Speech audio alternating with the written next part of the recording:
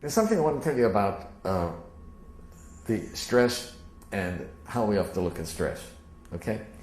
And I think it's an important thing because many people have told me from my lectures it's the one thing they remember, okay?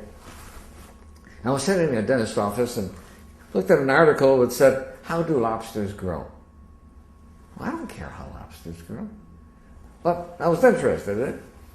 And it points out that a lobster is a soft, mushy animal that lives inside of a rigid shell. That rigid shell does not expand. Well, how can the lobster grow? Well, as the lobster grows, that shell becomes very confining. Right? And the lobster feels itself under pressure and uncomfortable.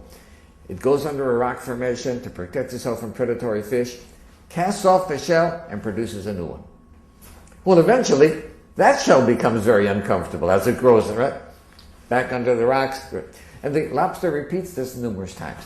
The stimulus for the lobster to be able to grow is that it feels uncomfortable. Right? Now, if lobsters had doctors, they would never grow. Because as soon as the lobster feels uncomfortable, goes to the doctor, gets a Valium, gets a Percocet, feels fine. Never gets off its shell. So I think that we have to realize that times of stress are also times that are signals for growth. And if we use adversity properly, we can grow through adversity.